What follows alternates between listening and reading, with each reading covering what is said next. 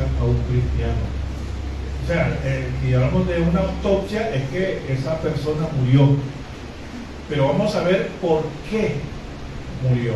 ¿Cuáles fueron las causas de la muerte espiritual y o física de ese cristiano? Eclesiastés 7, versículo 17.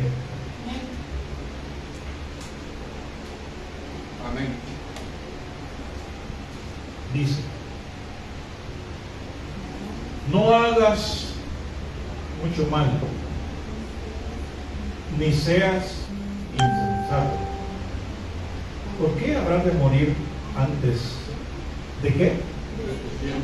De tu tiempo. Vamos a leer otra vez. No hagas mucho mal, ni seas insensato.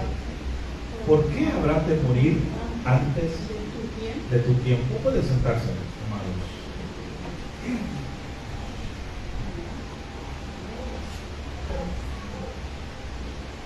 Este versículo nos dice dos cosas, o tres. Una, que todos tenemos un tiempo o un día en el cual tenemos que morir. Y eso está establecido por nuestro Dios. Número dos, que hay cosas o actitudes, conductas que nosotros tenemos, que cometemos en la vida, en nuestra vida, en nuestro ir y venir de la vida, que nos pueden llevar a adelantar nuestra muerte. Hermanos, yo creo que hay gente que no tendría que haber muerto, pero se portaron de una manera incorrecta, u otros no se cuidaron.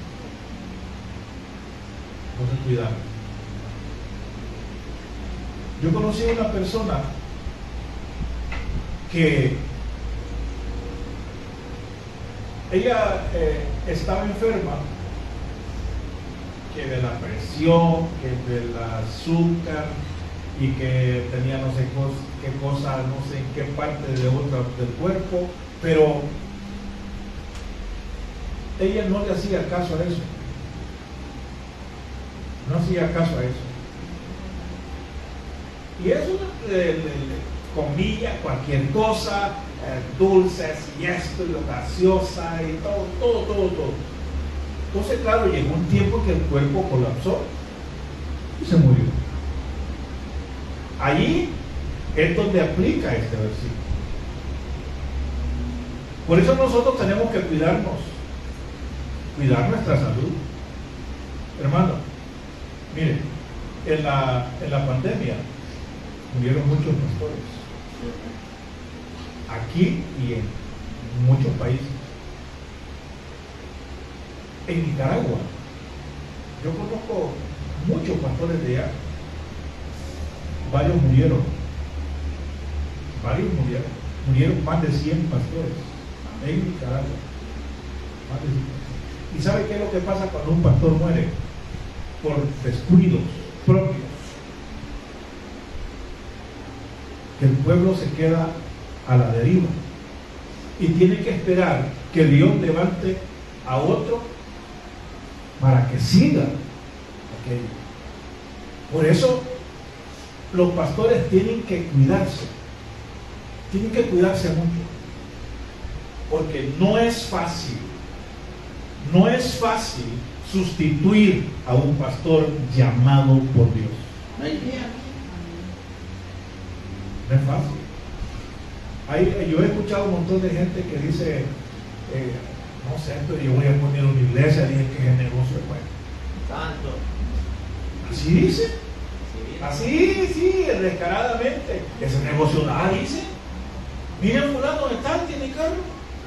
Miren, fulano de tal tiene esto. Mira la casa, era una chapa y tiene una de 2 plantas. Miren esto y lo otro, y miren cómo andan los hijos y todo eso. ¿Por qué? Porque para ellos el ministerio o el evangelio es eso, dinero. Pero mire, no es eso. No es eso. Si Dios nos bendice de alguna manera, pero no es porque lo andamos buscando. Amén. Eso dice el Señor. No es porque lo andamos buscando, sino que a Dios le plació darle su carro, a Dios le plació darle su casa, que en el fondo social usted ya no apareciera con deuda, sino que apareciera su deuda pagada. ¿Qué por favor? ¿Cuál es el problema? Gloria a Dios, así es. ¿Cuál es el problema? Entonces Dios es capaz de hacer todo eso, pero los pastores, los siervos de Dios tienen que cuidarse mucho, tienen que cuidarse, porque ese lugar no se le puede dar y dejar a cualquiera. El que es llamado está llamado. Amén. Ahora, ¿cómo hacemos con la autopsia? Vamos a analizar varios personajes en la Biblia por qué murieron. Y la idea, el propósito es que nosotros fijemos nuestra mirada y nuestro pensamiento por qué murieron, y si estamos cometiendo el mismo error, que nos detengamos para que nosotros podamos ver a los nietos, a los bisnietos, a los tataranietos y todo eso, hermano. Sí, es bonito vivir bastante, es bonito, pero claro, los que no se cuidan se van temprano, los que se meten en problemas, ven y lo mataron, o ven y se murió. ¿Por qué? Porque no se cuidó. Vamos a ver el primero. Busque en Primero Reyes. Busque Primero Reyes. Yo quiero que me ponga mucho cuidado a esto. Primero Reyes, capítulo 13.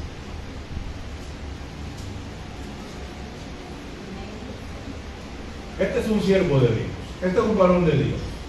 Primero Reyes 13, desde el versículo 1 en adelante. No importa que no lo veamos todo. Vamos a ver varios, pero no importa si nos entretenemos en 2 o 3. Está bien. Dice, ¿ya lo tiene? Amén. Dice, he aquí un varón de Dios. Miren, era un varón de Dios. Por palabra de Jehová, vino de Judá a Betel, y estando Jeroboam junto al altar para quemar incienso, aquel clamó contra el altar por palabra de Jehová. ¿Quién clamó contra el altar? El varón de Dios.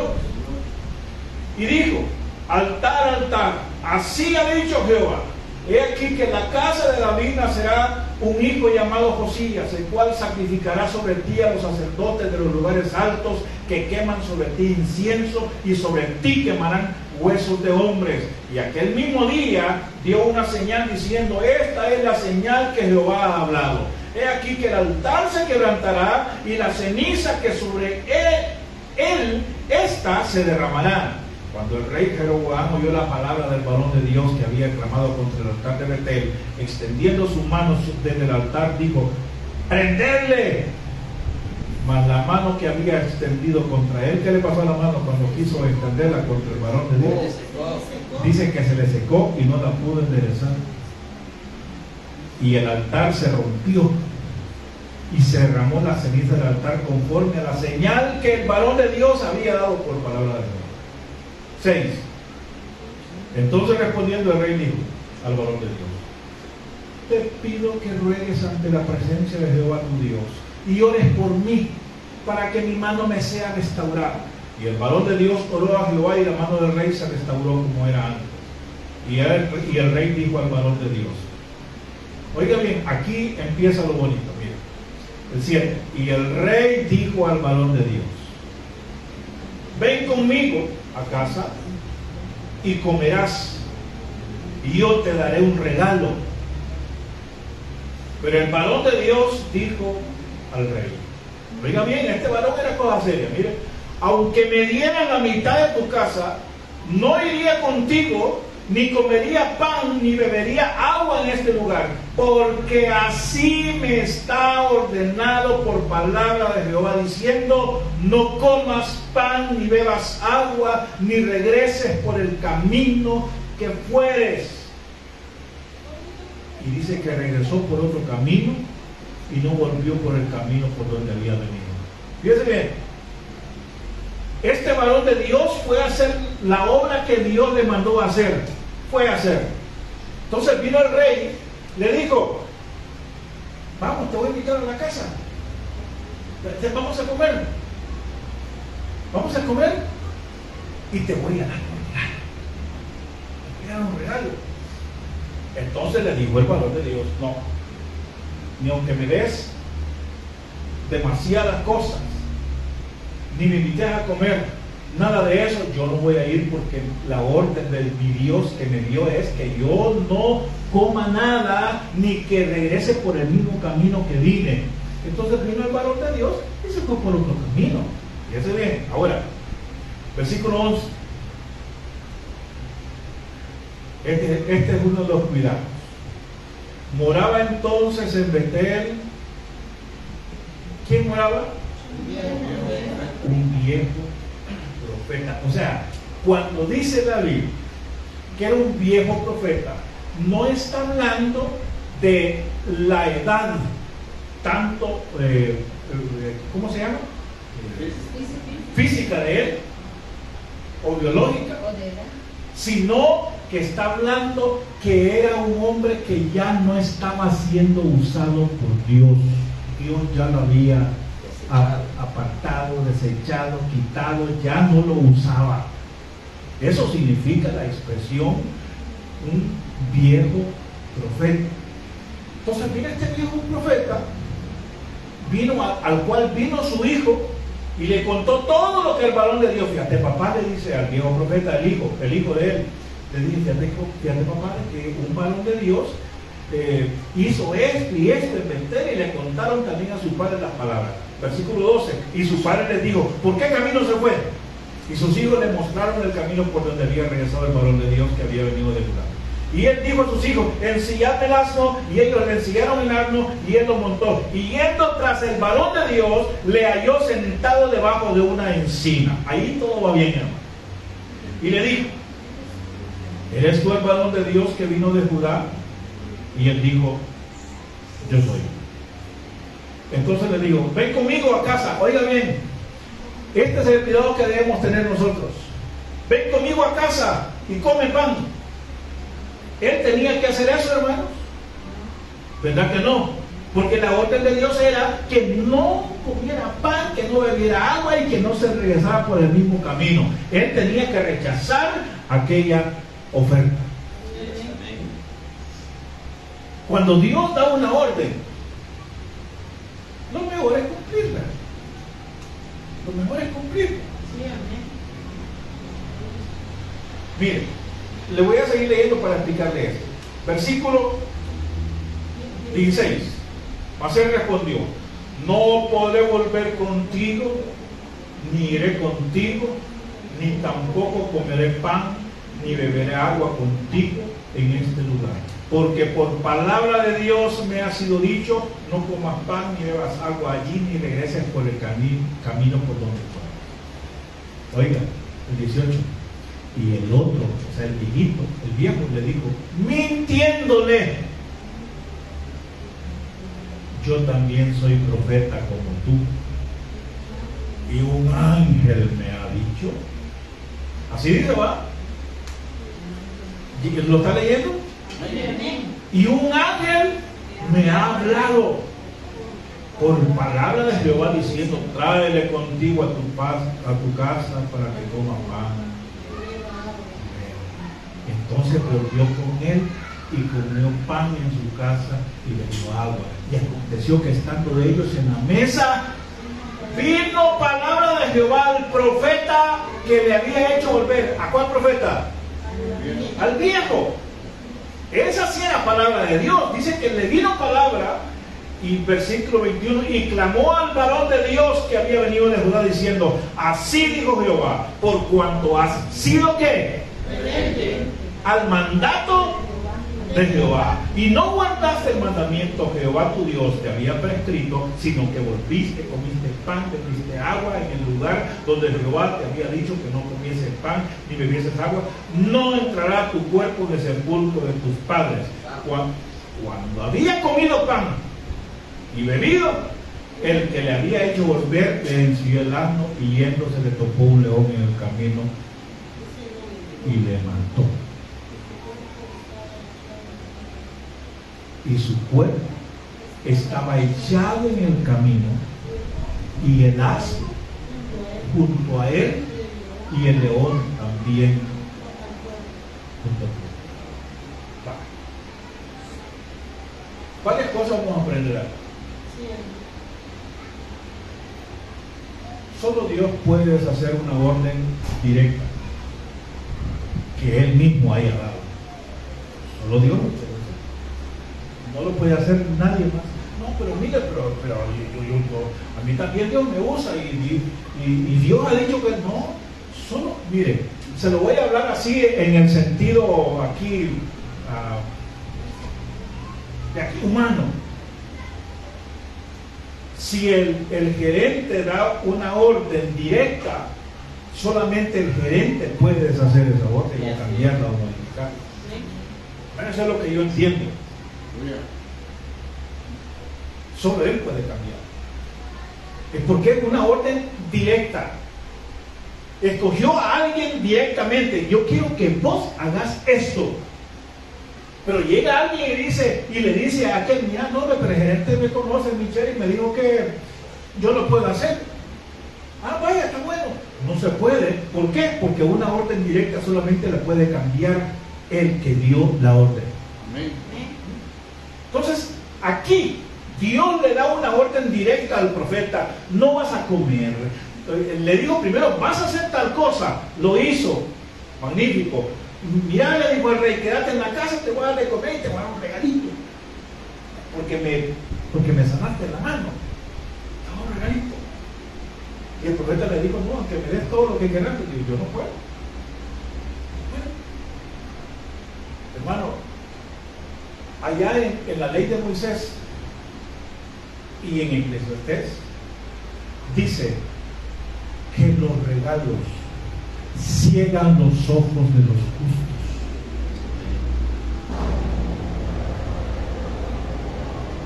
Allí en la Biblia está hablando de aquellos regalos que sirven para manipular la voluntad de aquella persona.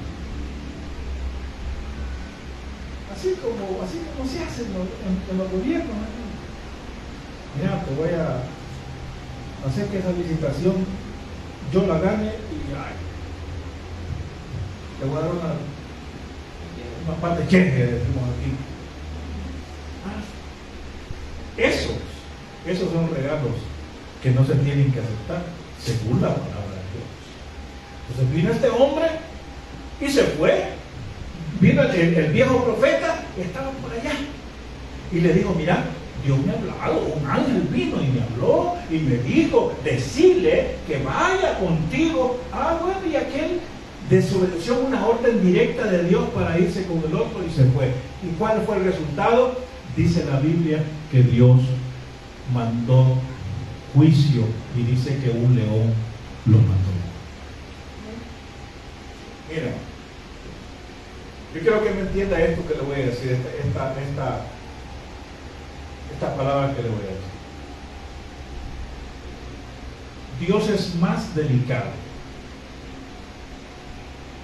con su autoridad. Es más delicado con la autoridad, con su autoridad de Él, que con su santidad. ¿Y cómo es eso? Mira, pasa. El pueblo de Dios, el pueblo de Israel,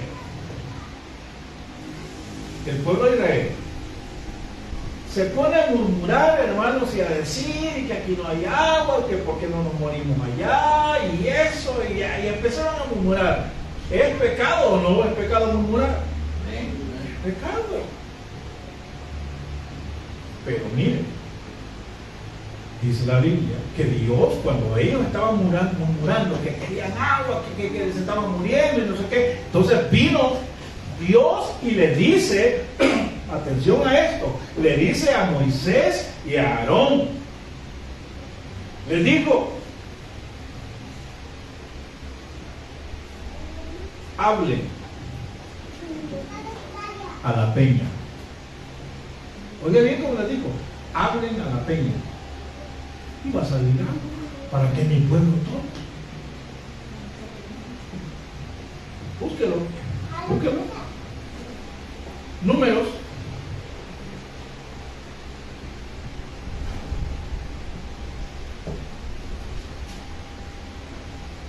Capítulo 20.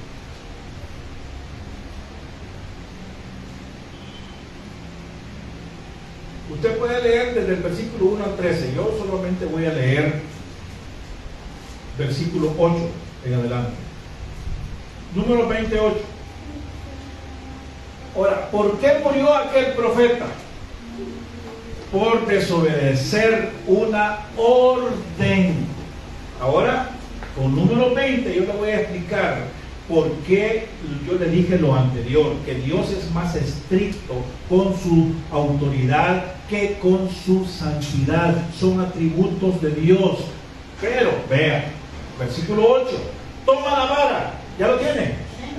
Toma la vara, reúne la congregación, tú y Aarón tu hermano, y hablad a la peña. Oiga bien que le digo, hablad a la peña a vista de ellos, y ella dará su agua, y le sacarás agua de la peña, y darás de beber a la congregación y a sus bestias. Entonces Moisés tomó una vara de delante de Jehová, como le mandó, y reunieron Moisés y Aarón a la congregación delante de la peña, y les dijo, oiga bien lo que dijeron Moisés y Aarón: oíd ahora, rebeldes, ¿os hemos de hacer salir agua de esta peña? Entonces alzó Moisés su mano y golpeó la peña con su vara 2 veces y salió agua. ¿Hizo Moisés lo que Dios le mandó? No hizo como Dios se lo mandó. Dios le dijo, háblale a la peña. No le dijo, ustedes son grandes rebeldes, y ustedes creen que yo le voy a hacer salir agua de esta roca. Y dice que lo otro, golpeó la peña 2 veces. ¿Cuál pecado es más grande? ¿El que hizo Moisés y Aarón o el que hizo el pueblo?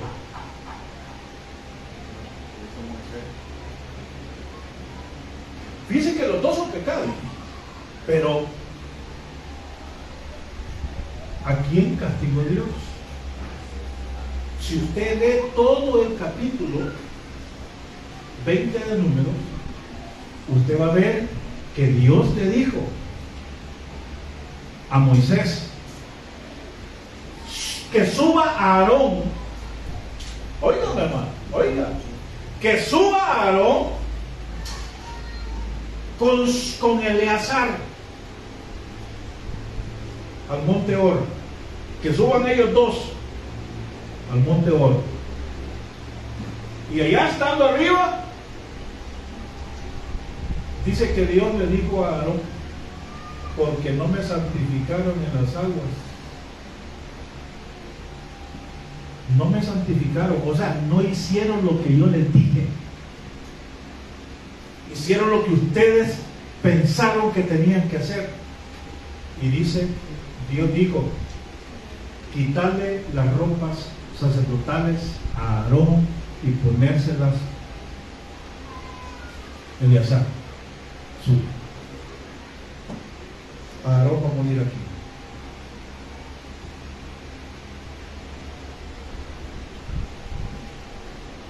Y no mató al pueblo.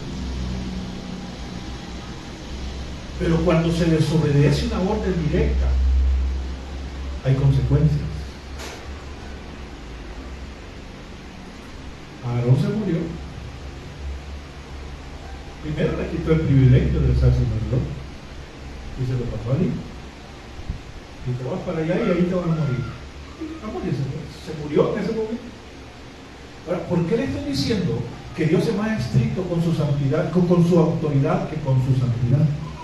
No es que Dios dice, no importa, haga lo que haga. No, pero es que Dios, hermano, Dios, si yo lo vengo entendiendo y diciendo desde hace muchos años, Dios es más estricto con los siervos que con la iglesia. ¿Sí o no, hermano? Si usted quiere, viene a la iglesia, viene al culto, viene si usted quiere. Si no quiere, no viene, hermano. ¿Sí o no? ¿No? ¿Verdad que si usted no quiere, no viene? ¿Verdad? ¿Verdad? Si usted quiere, viene. Si usted quiere, si no quiere, no viene. Pero los ministros, si me toca cantar, ¿no? Que me toca predicar, que me toca hacer esto, que me toca hacer lo otro, tengo que estar ahí. Uno, no sé, pero uno como que Dios le pone en el corazón a uno aquel sentido de respeto y de obediencia. Amén. Por eso, los que no son obedientes no pueden ser autoridad. Aprendan a eso, hermano. Escríbanlo si quiere. Los que no son obedientes no pueden ser autoridad. ¿Con qué cara va a mandar o dar órdenes un desobediente? No puede. No debe. ¿Por qué? Porque es desobediente. Entonces, aquel profeta que vimos, vino él y dijo, bueno, pues entonces aquí y el otro, y usted tiene que darse cuenta que a veces el enemigo puede usar hasta los mismos hermanos para meternos mentiras. A los mismos hermanos. Entonces, ¿por qué murió aquel? Por desobediente. ¿Por qué murió Aarón? Por desobediente.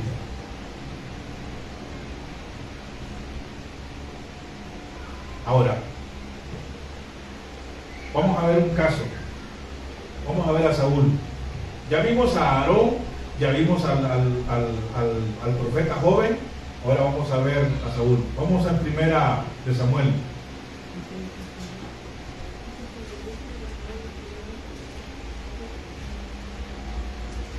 Primero de Samuel.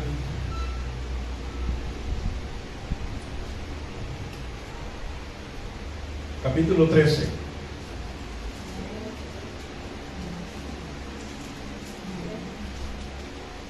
Samuel era el que tenía que llegar a ofrecer el sacrificio. Entonces le dijo a Saúl, mira, ahí me esperan.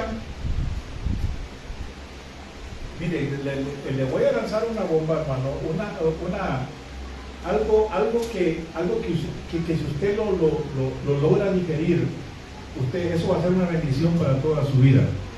Mire, le dijo Samuel a Saúl, ahí me esperas por favor, para yo ofrecer el holocausto en Gilgal, parece que era. Entonces, versículo 8, 13:8 del primero de Samuel, y dice que él,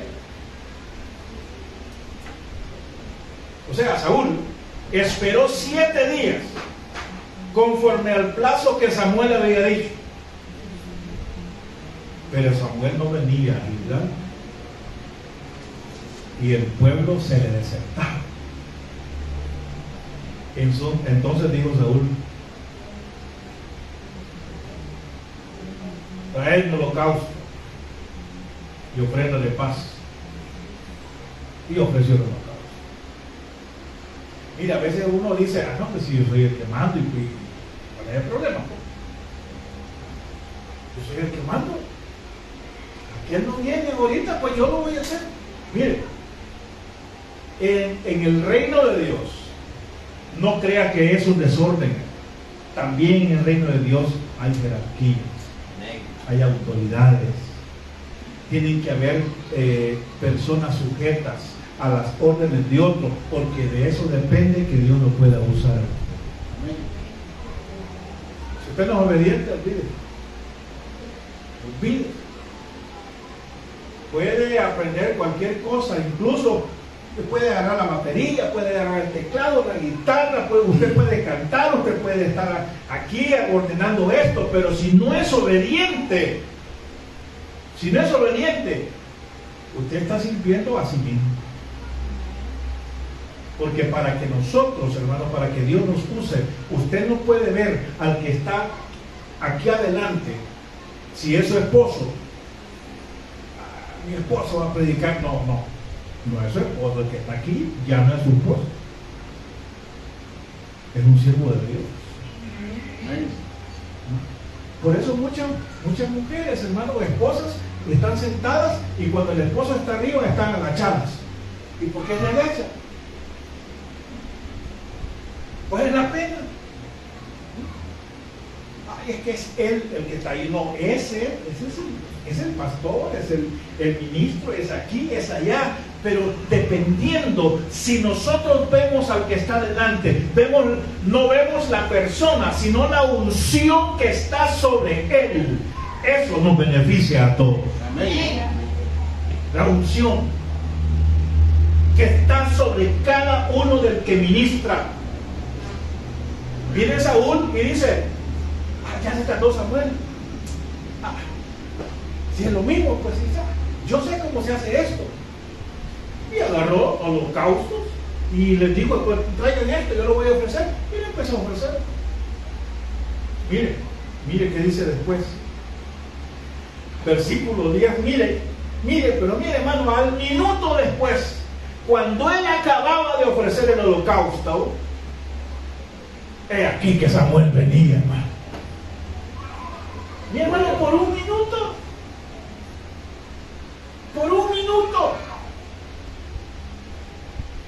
Y le digo, y Saúl salió a recibirle para saludarle. Entonces Samuel dijo: ¿qué has hecho? ¿Qué has hecho? Y Saúl respondió: porque yo vi que el pueblo se me desertaba y que tú no venías dentro del plazo señalado y que los filisteos estaban reunidos en mí. Me dije: descenderán los filisteos contra mí. Y yo me imploré el favor de Jehová, me esforcé y ofrecí el holocausto. A ver, atención a esto. No es lo mismo. Oiga bien, aquí hay dos autoridades. En la Biblia, en los ministerios, hay dos autoridades. Una es la autoridad oficial, que es la del pastor. Hablemos de aquí. La autoridad oficial de esta iglesia es el pastor. Mientras yo predico, yo tengo autoridad, pero es espiritual. Yo no puedo mandarlo a usted como le puede mandar el pastor. ¿Entiende? Esa es autoridad espiritual. La tenemos todos los que estamos predicando la palabra de Dios en algún lugar. Esa misma autoridad es la que nos autoriza a orar por los enfermos, a orar por las necesidades, pero no a mandar a la iglesia de ese lugar, porque la autoridad oficial no es mía, la autoridad oficial es la del pastor. ¿Me comprendieron, hermano? ¿Sí? Ahora, ¿quién tenía de Saúl y Samuel? ¿Quién tenía la autoridad oficial? Saúl. Saúl, porque era el rey. ¿Quién tenía la autoridad espiritual? ¿Quién tenía la autoridad espiritual? Samuel, hermano. Samuel. El oficial es el que Dios, la autoridad oficial es la que Dios ha puesto en aquel lugar. En este caso era Saúl que era el rey, pero la autoridad espiritual estaba en Samuel. Amén. Entonces, el que tenía que ofrecer los holocaustos y todo lo que tenía que ser cosas espirituales era Samuel, no Saúl. ¿Se da cuenta que no es lo mismo, hermano mío? ¿Cómo que dice? El magnesio con la anestesia. ¿Se da cuenta que no es lo mismo? Pues se parece al final, pero no es lo mismo. No es igual. No es igual. Los que tienen autoridad espiritual, que somos nosotros los que predicamos aquí, al bajarme de aquí, se acabó. Pero el pastor se baja de aquí y sigue teniendo su autoridad. Porque eso Dios se lo ha dado. Entonces, si entendemos eso, No nos vamos a meter en problemas. Ah, usted que le hace caso al pastor. No, usted es hijo de Coré. Aleluya. ¿Se acuerda quién fue Coré? Y si usted se acuerda, Saúl. Mire, Saúl, a partir de este momento, Samuel le dijo, mira, ¿qué es lo que has hecho? ¿No tenías que hacer eso? Y bueno, pues sí, pero es que el pueblo se estaba yendo, y tenías que apurarte si aquí vos sos el pastor. Vos sos de esto. Y como no venía, pues lo hice yo. No es igual, jamás es igual. Jamás es igual. No puede ser igual. ¿Por qué? Porque Saúl actuó bajo el principio de rebelión. Bajo el principio de rebelión. Y el primer rebelde fue el diablo. A partir de este momento, Dios tenía como en jabón a Saúl.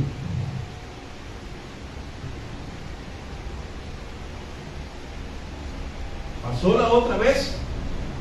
Vas a hacer esto que te digo y vas a matar a todito. No vas a perdonar nada, ni cosa, ni gente, ni nada. Pero vino Saúl y dijo, no, yo soy buena gente. El Señor no tiene sentimientos. Yo soy buena gente. Vaya, perdónela. A ese no lo maten, a ese tampoco. Mira, esa cabra está bonita, esa vaca está bien grande. Llévenla. ¿Cómo no ofrenda para Jehová?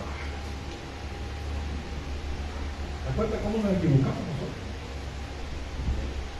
¿Cómo hacemos? Desde ese momento, Dios desechó a Saúl. Y dice la Biblia, Dios te ha desechado y te ha quitado tu reino. Atención a esto, hermano. Y se lo ha dado a un prójimo tuyo mejor que tú. Esa es la expresión. Mejor que vos. Mejor que tú. Cuando el Señor me enseñó eso, hermano, yo le di gloria a Dios, porque, oiga bien,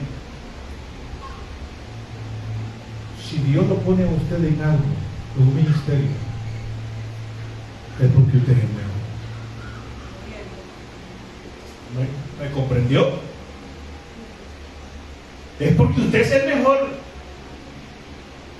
Un pastor me dijo una vez, mire pastor, me dice que no sé, yo le pregunto a Dios, ¿por qué me escogió a mí? Y yo le dije, te escogió porque no había otro. Porque no había otro. Porque si hubiera habido otro, ¿para qué lo va a escoger a él? Te escogió porque no había otro. Usted puede haber dicho muchas veces, yo no sé por qué Dios me escogió a mí. Si yo no lo merezco, si yo aquí, si yo allá. Bueno, ahí tiene la respuesta, porque no había otro. No había otro. Ese mismo principio que vemos en Saúl y David es el mismo principio que el Señor aplica en todo el ministerio hasta la fecha. Él pone al que está. Él pone al que está. Se puede decir, ¿y por qué Dios me puso a mí? Bueno, se lo puso a usted porque no había otro a quien poner. Porque si hubiera habido otro, ¿usted cree que usted estuviera aquí? ¿Va que no? ¿Ya? ¿Se comprendieron? ¿Sabe por qué la pusieron ustedes ahí de maestra? No No sé. ¿Por qué? Porque no había otro. Pues no, pero habían varios. Pues sí, pero no habían otros como usted. Así es la cosa. No había otro. ¿Por qué estoy predicando yo aquí? Porque no había otro. Como no, si el hermano tiene con el pastor que pudiera. Bueno, pero no había otro. Por eso estoy aquí. A mí no me mandó nadie más, sino que Dios a través del pastor. Así de fácil, hermano. Si comprendemos la forma en que Dios trabaja con sus siervos, hermano, no vamos a tener problemas. Usted va a ser obediente, usted va a ser feliz, usted va a estar tranquilo. ¿Y qué pasó con Saúl? Lo desechó el Señor. ¿Y cuál fue el final? ¿Cuál fue el final? ¿Cuál fue el final de Saúl? Fue feo, ¿verdad? Fue feo el final de Saúl. Dice que colgaron lo mataron. En el último capítulo, lo mataron. Dice que colgaron sus escudos en el templo de Dagón.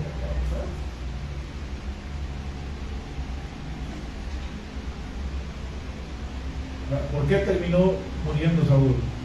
Por rebelde. Yo le huyo a la rebelión. Dios es duro con los rebeldes. Si no vea como dice el apóstol Pedro en 1 Pedro capítulo 5, Dios resiste.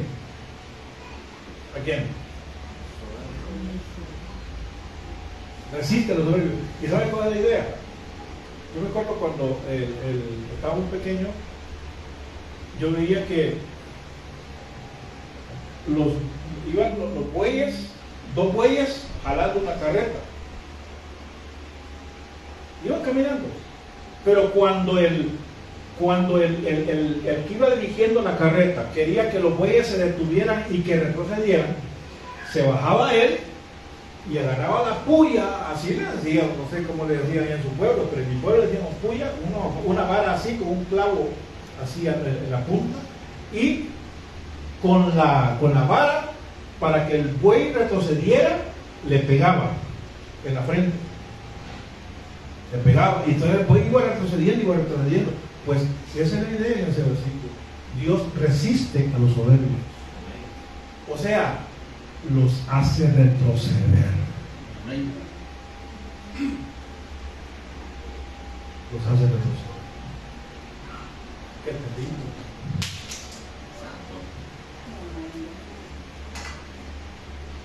Los hace retroceder. ¿Y qué tenemos que hacer nosotros? No ser soberbios. El último. No es el último, pero lo voy a tomar como el último. Vamos allá a Hechos.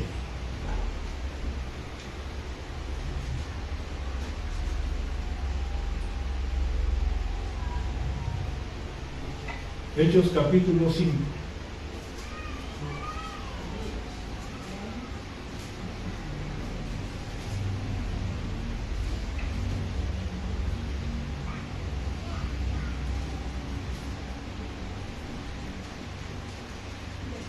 (5:1) ¿Ya lo tiene? Amén. Pero cierto hombre llamado Ananías. Vale. Vamos al contexto. Versículo 36 de capítulo 4. 4:36. 34 en adelante. Así que no había, 4:24. Así que no había entre ellos ningún necesitado, porque todos los que poseían heredades o casas, dice que las vendían y traían el precio de lo vendido y lo ponían a los pies de los apóstoles y se repartía a cada uno según su necesidad. Entonces José, a quien los apóstoles pusieron por sobrenombre Bernabé, que traducido es hijo de consolación, levita, natural de Chipre, como tenía una heredad, la vendió y trajo el precio y lo puso a los pies de los apóstoles. Eso se cierra. 5:1. Pero cierto hombre llamado Ananías, con Zafira su mujer, vendió una heredad, o sea, una herencia, y sustrajo. ¿Qué es sustraer, hermano?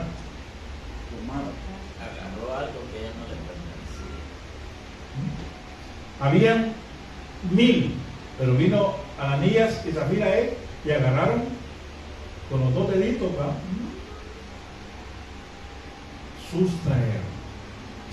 Dice, sustrajo del precio, sabiéndolo también su mujer. O sea que la mujer también se puso de acuerdo con él. Estuvo de acuerdo en lo que hizo. Esta no era ayuda idónea, era ayuda errónea, hermano, porque no le ayudó. Y dice, y trayendo solo una parte, la puso a los pies de los apóstoles. Mire qué bonito, hermano. Usted solo imagínese a Ananías y Zafira. Oh, varón de Dios, que Dios te bendiga, y empieza a tirarle flores y todo al pastor, hermano. No hay otro como usted, pastor.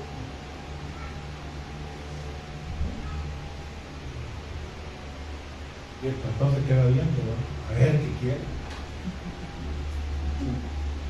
Y dice que lo pusieron a los pies. Y hermano, qué bonito. Versículo 3. Y dijo Pedro, que es el que llevaba la voz: Ananías, ¿sí, pastorcito? ¿Por qué llenó Satanás tu corazón para que mintieses? Mentir no es lo mismo que engañar. Usted puede mentirle a Dios, puede mentirle a mí, usted puede mentirle a cualquiera, pero engañarlo, a Dios no se puede engañar. Sí le puede mentir, porque aquí a las niñas le mintieron a Dios. Dice que le mintieron al Espíritu Santo. ¿Por qué Satanás llenó tu corazón para que mintiese al Espíritu Santo y sustrajese del precio de la heredad? Y le sigue diciendo, reteniéndola. O sea, si vos la tenías, no se te quedaba a ti, que no era tuya, pues. Y vendida, no estaba en tu poder. O sea, si vos querías darlo, lo hubieras dado. Si no lo querías dar, no lo hubieras dado. ¿Por qué pusiste esto en tu corazón? No has mentido a los hombres, sino a Dios. Entonces, atención, hermano, ya con esto termino. Atención a esto. Mire, aquí nos enseña un principio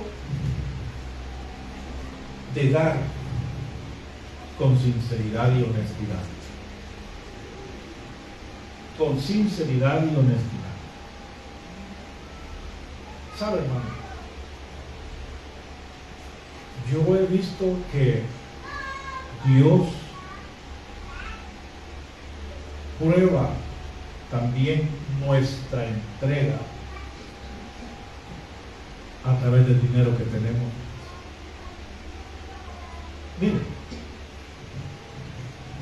a ver, cuando es el momento de la ofrenda, yo no he visto a nadie, yo no sé. Le voy a hablar lo que yo he visto y lo que yo mismo hacía antes de comprender todo lo que el Señor le dio. La hora de la ofrenda, ante cámara lenta. Santo. No, esta no. Esta es muy grande.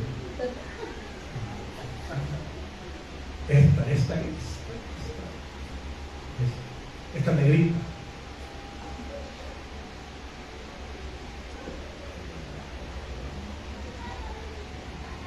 O saca la cartera, lo que saca la cartera.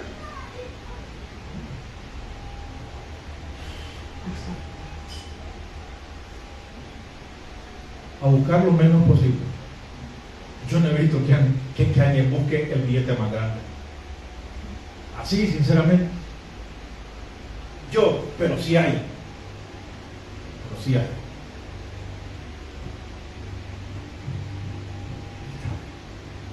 Hermanos míos, miren, yo no lo digo esto como para pedir, porque yo ni para pedir sirvo. Yo no, gracias a Dios, no. pero es para bendición de cada uno.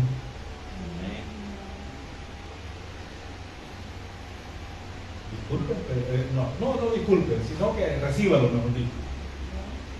Mire, cuando nuestros hijos nos dicen, mira papá, fíjate que hay una excursión, fíjate que necesito esto, fíjate que necesito el teléfono, el zapato, pues sí, además $50, anda a comprar todo lo que querés y para la excursión, o más $20 para que no andes deseando nada, ¿qué? Y a la hora de la ofrenda, ¿qué es lo que le da?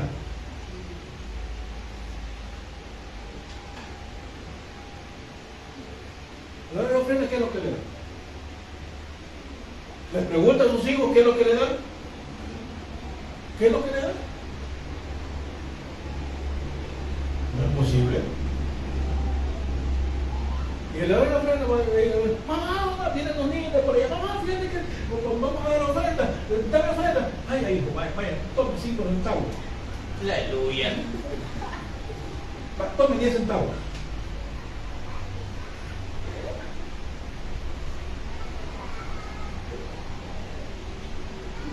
¿Qué está whatsappenando, hermano?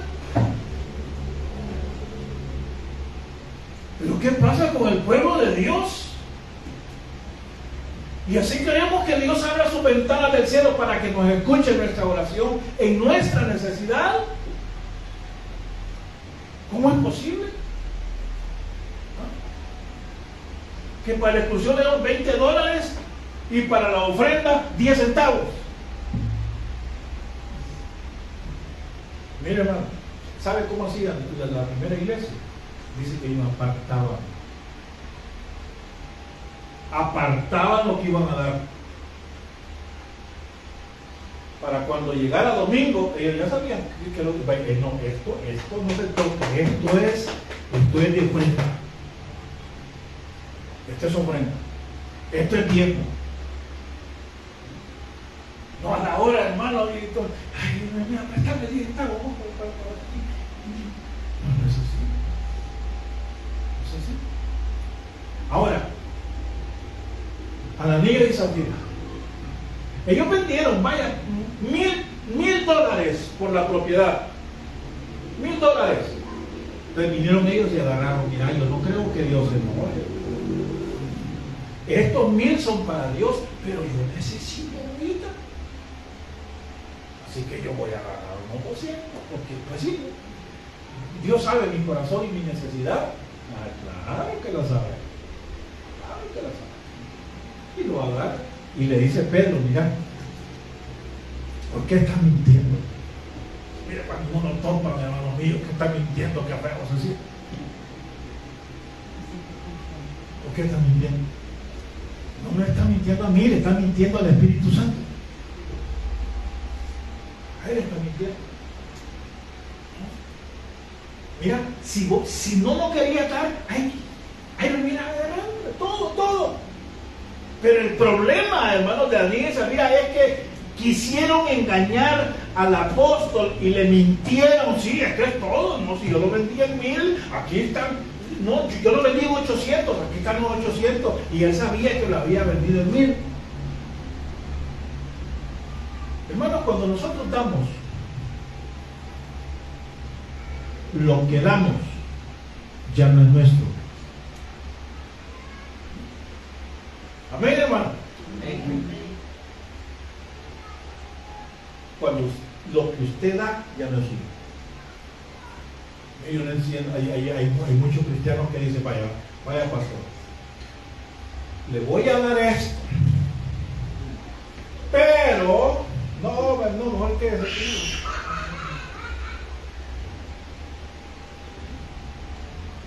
Que lo que usted haría no es suyo. Le voy a dar esto, pero ocúpelo para lo que yo se lo estoy dando. Eso no se puede ni se debe, eso es pecado. ¿Qué tal? Usted le dice, mira, que quiero que le ponga un color cian a esta batería. Y se lo voy a dar. Pero el pastor dice, no, pero ahorita hay necesidad para ¿qué? Para otra cosa, para pintar, para levantar esto y lo otro. Y usted no puede venir y decirle, mi hermano, pero yo lo di para que sea aquello, no para que sea eso. Bueno, y entonces, ¿de quién es el dinero? Si era suyo, eso es lo que le digo Pedro a Ananías y Zafira. Si era tuyo, mejor no le hubiera dado. Eso le digo. Si era tuyo, hay que te hubiera quedado. Ya caí mal.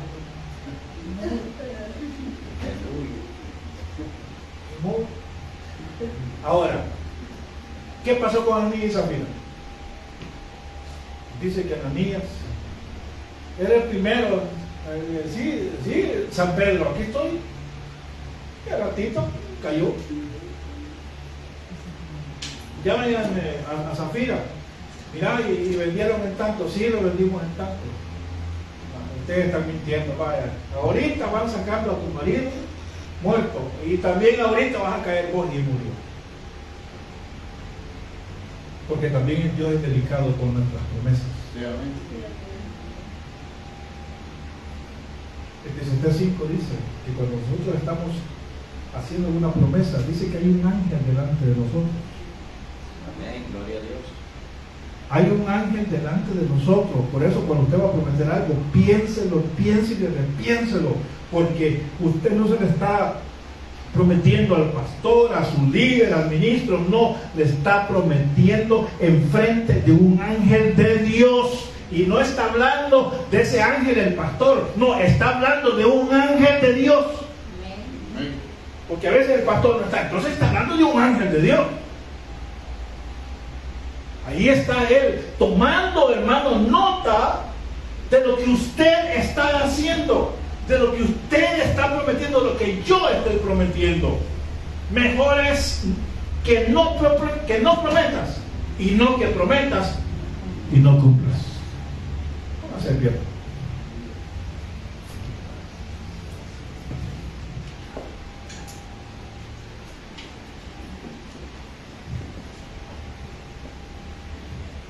Ya vimos las autopsias del varón de Dios, murió por rebelde.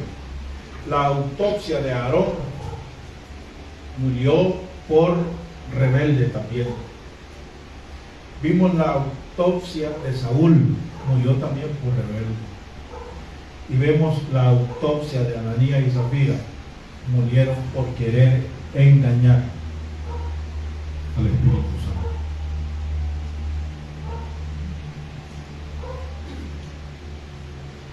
Eso a nosotros nos debe servir, hermanos, nos debe servir para corregir nuestra vida.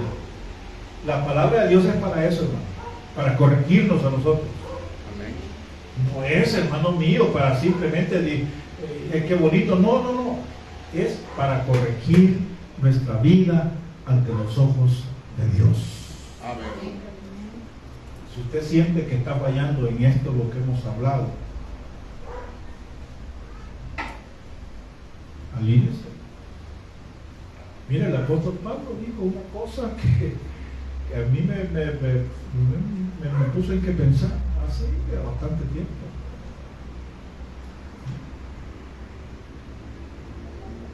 No sea, dice, que yo, habiendo sido heraldo o predicador, o habiéndoles predicado a otros, yo mismo.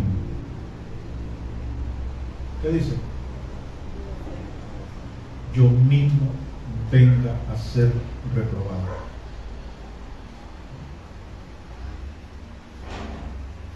Hermanos, los predicadores tenemos un gran compromiso. Nosotros podemos predicar todo lo que queramos predicar, pero ¿de qué sirve predicar si nosotros no vivimos lo que estamos predicando?